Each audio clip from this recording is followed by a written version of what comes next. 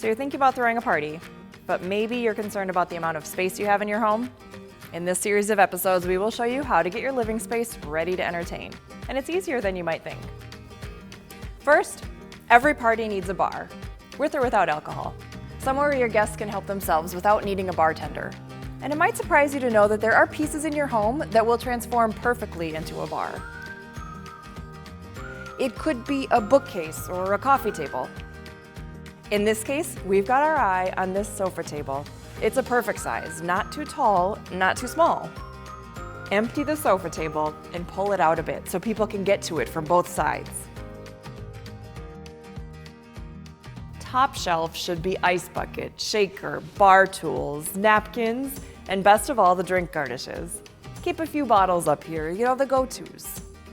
Second shelf is about glasses. Wine and martini glasses, highballs, lowballs, whatever you need for whatever you're serving.